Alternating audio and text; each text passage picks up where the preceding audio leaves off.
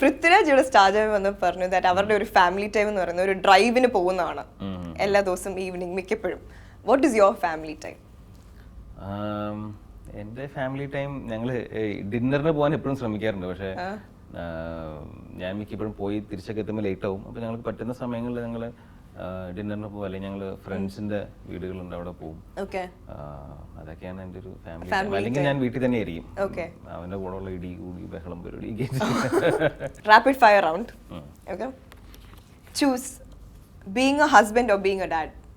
ഞാനിപ്പോൾ being A dad ഭയങ്കരമായിട്ട് enjoy ചെയ്യുന്ന ഒരു ടൈമാണ്. മോന്റെ കൂടെ ഉള്ള ടൈം എനിക്ക് ഭയങ്കര ഇഷ്ടമാണ്. ഞാനിപ്പോൾ എന്ത് പരിപാടി കഴിഞ്ഞാൽ നേരെ ഓടി ചെല്ലും. അവനോട് ടൈം സ്പെൻഡ് ചെയ്യാൻ. ഇപ്പം മോനിപ്പോ എത്ര വയസ്സായി? 3.5 വയസ്സ്. ഓക്കെ, മോനൊരു ലക്കി ചാമാന്ന് ബിലീവ് ചെയ്യുന്നുണ്ടല്ലേ? അവൻ ജനിച്ചു കഴിഞ്ഞ പിന്നെ തട്ടം എല്ലാം പരിപാടികളെല്ലാം വന്നത്. അപ്പം അങ്ങനെ ഒരു ഇമേജ് ഉണ്ട് മച്ചാൻ. ഓക്കെ, സിനിമ നാടിന്റെ രീതികളുടെ നടുവേ ഓടുന്നു ഓർ നാട് സിനിമയുടെ രീതികളുടെ നടുവേ ഓടുന്നു? രണ്ടും ഉണ്ട്. ഓക്കെ, പക്ഷെ ഏതിനാണ് കൂടുതൽ ചായ്വ്? ചില സിനിമകൾ നമുക്ക് ഭയങ്കരമായിട്ട് നമ്മുടെ നാടും ഇതൊക്കെ ഓർമ്മപ്പെടുത്തുന്ന സിനിമകൾ വരാറുണ്ട്. അപ്പൊ നമുക്കിത് ആദ്യം പറഞ്ഞ പോലെ ഫീൽ ചെയ്യും.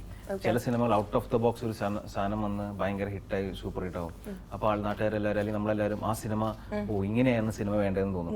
ഇത് രണ്ടും മാറി മാറി മാറി സംഭവിക്കുന്നുണ്ടെന്നാണ് എനിക്ക് തോന്നിയിട്ടുള്ളത്. ഓക്കെ, പ്രേം ഷൂട്ട് ചെയ്തപ്പോൾ ഈ സംഭവം എന്റെ കോളേജ് ജീവിതത്തിലും സംഭവിച്ചിട്ടുണ്ട് എന്ന് പറഞ്ഞത് എപ്പം എന്തിന്?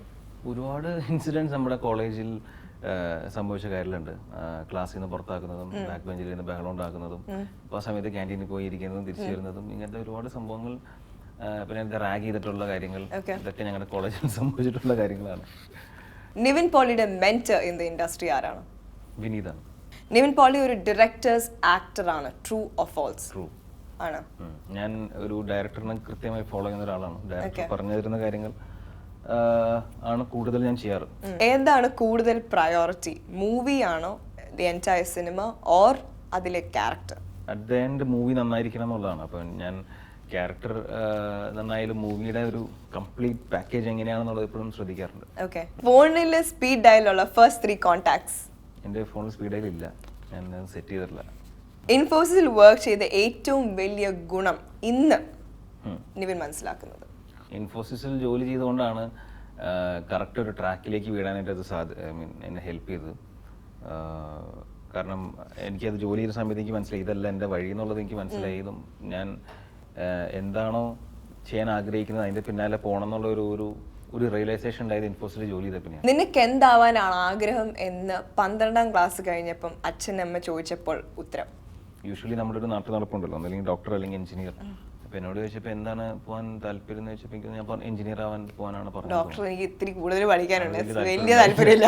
ഇതാകുമ്പോൾ പിന്നെ എല്ലാവരും പോകുന്ന ഒരു വഴിയാണല്ലോ, അപ്പൊ പിന്നാലെ ഞാൻ അങ്ങനെ പോയിരുന്നു. പൈറസിയുടെ കാര്യത്തിൽ വരുമ്പം ഈയിടെ പ്രേമത്തിന്റെ കാര്യത്തിലും അത് സംഭവിച്ചു. In fact what was your first reaction അങ്ങനെ ഒന്ന് കേട്ടപ്പം? നമ്മളെല്ലാവരും ഭയങ്കര വിഷമായി പോയി. കാരണം നമ്മൾ അങ്ങനെ ഷൂട്ട് ചെയ്ത് പോസ്റ്റ് പ്രൊഡക്ഷൻ ചെയ്ത് ഭയങ്കര ഹാർഡ് വർക്ക് ചെയ്തൊരു സിനിമ ഒറ്റ നിമിഷം കൊണ്ട് ഒരുത്തൻ കട്ട് ചെയ്ത് ചുമ്മാ വാട്സപ്പിൽ സ്പ്രെഡ് ചെയ്ത് കഴിഞ്ഞപ്പോൾ നമുക്കത് ഭയങ്കര ഷോക്കായിരുന്നു. ദേഷ്യവും പല പല ഇമോഷൻസ് ഒക്കെ വന്നു. അവനെ കൈ കിട്ടിയിരുന്നെങ്കിൽ ഒക്കെ തോന്നിപ്പോയി പല സിറ്റുവേഷൻസിലും. കാരണം അത് അങ്ങനെ അത് എന്ത് ഇന്റൻഷനിലാണ് അത് ചെയ്തതെന്നോ അല്ലെങ്കിൽ അത് ചെയ്തുകൊണ്ട് അവൻ എന്താണ് ഗുണം എന്നുള്ളത് നമുക്ക് അറിഞ്ഞൂടാ. പക്ഷെ അങ്ങനെയൊക്കെ ചെയ്യുന്നത് വളരെ കഷ്ടമാണ്. ഓക്കെ, പൈറസി നിർത്താൻ അല്ലെങ്കിൽ അതൊന്ന് കൺട്രോൾ ചെയ്യാൻ നിവിന് തോന്നുന്ന ഏറ്റവും വലിയ സൊല്യൂഷൻ എന്താണ്? അതിന് ഒരുപാട് ഓർഗനൈസേഷൻ്റെ ഒരു കമ്പൈൻഡ് ആയിട്ടുള്ള ഒരു പ്രവർത്തനം അതിനുവേണ്ടി വേണ്ടി വരും. അതായത് മിക്കപ്പോഴും തിയേറ്റേഴ്സിൽ നിന്ന് തിയേറ്റർ പ്രിന്റ്സ് ആണ് കൂടുതൽ. ചില സിനിമയിൽ അത് ഇൻഡസ്ട്രിയിലുള്ള ആൾക്കാർ തന്നെ ചെയ്യുന്നുണ്ട്. മിക്കപ്പോഴും നമ്മൾ തിയേറ്റർ പ്രിന്റ്സ് ആണ് നമ്മൾ എപ്പോഴും കാണാറ്. അപ്പം തിയേറ്ററിൽ നിന്ന് അതനുസരിച്ച് റെക്കോർഡ് ചെയ്യുന്നുണ്ട്. അപ്പൊ അത് ഡിറ്റക്ട് ചെയ്യണം എന്തെങ്കിലും സംവിധാനം അല്ലെങ്കിൽ തിയേറ്റേഴ്സിലെ ക്യാമറാസ് വേണം. ബാക്കി ഇപ്പം പല പല സ്ഥലങ്ങളിൽ ലീക്ക് ആവുന്നുണ്ട്. അപ്പൊ എല്ലാത്തിലും ഒരു പ്രൊട്ടക്ഷൻ പരിപാടി എല്ലാവരും ഒത്തൊരുമിച്ച് ഒരു പ്ലാനൊക്കെ ഉണ്ടാക്കി മുമ്പോട്ട് പോകണം.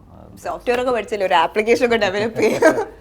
അല്ല, സോഫ്റ്റ്വെയർ നമ്മൾ പല രീതിയിലൊക്കെ നമ്മൾ ഡെവലപ്പ് ചെയ്യാൻ നോക്കിയിരുന്നു. ഞാൻ ഇപ്പൊ ഈ ആക്ഷൻ ഹീറോ ബിജുവിന്റെ സമയത്ത് വേണ്ടിയിട്ട് ഇതിൻ്റെ ഒരു പരിപാടിക്ക് വേണ്ടി ഒരാളായിട്ട് സംസാരിച്ച് അതിൻ്റെ ഒരു 70% ഒക്കെ എത്തിയതാണ്. പിന്നെ എനിക്കത് മുമ്പോട്ട് കൊണ്ടുപോകാൻ പറ്റിയില്ല. ഇനി അതൊന്നും അങ്ങനെ ഒരു ഇത് നോക്കിയിരുന്നോ? ഇങ്ങനെ ഒന്നും സംഭവിക്കാതിരിക്കാൻ വേണ്ടി ഒരു പ്രിക്കോഷൻ ആയിട്ട് നോക്കിയിരുന്നോ? അല്ല, നമ്മൾ എങ്ങനെ പ്രിക്കോഷൻ എടുത്താലും നമ്മൾ കാരണം നമ്മൾ സിനിമ കഴിഞ്ഞിട്ട് പല സ്റ്റുഡിയോയിലും പല ആൾക്കാരുടെ അടുത്ത് നമ്മൾ ഇതിന്റെ കോപ്പീസ് കൊടുക്കും. ഡബിങ് സ്യൂട്ടിലുണ്ടാവും, എന്താണ് മ്യൂസിക് ഉണ്ടാവും, ബാക്ക്ഗ്രൗണ്ട് സ്കോറിലുണ്ടാവും, ഇതിന്റെ സബ് ടൈറ്റിലിംഗ് ഉണ്ടാവും, അങ്ങനെ സെൻസർ സ്ക്രിപ്റ്റ് ചെയ്തിടത്ത് ഒരുപാട് സ്ഥലത്ത് നമ്മൾ കോപ്പി കൊടുക്കണം. അപ്പൊ ഇതെല്ലാം ഒരു വിശ്വാസത്തിന്റെ പുറത്താണ് എല്ലാ സിനിമക്കാരും കൊടുക്കുന്നത്. നമ്മളിവിടെ കൊടുക്കുന്നത് എവിടെ അത് എഴുതിയിട്ട് തരണം. അപ്പൊ അവന് ഒരാള് മനസ്സും തെറ്റി വിചാരിച്ചാൽ ഇത് ഔട്ടാവും. അപ്പോൾ അതെങ്ങനെ പ്രൊട്ടക്ട് ചെയ്യാം, ഇതെങ്ങനെ ഇത് അങ്ങനെയുള്ളൊരു പ്ലാൻസ് ഉണ്ട്. അത് മുമ്പോട്ട് പോയിക്കൊണ്ടിരിക്കും. സാറേ ഗ്ലാസ് അങ്ങ് ഊരിക്കും, അല്ല ഓടുമ്പോ താഴെ പോകും. പോലീസ് നമ്മൾ സ്ട്രോങ് ആയിട്ടിക്കണം.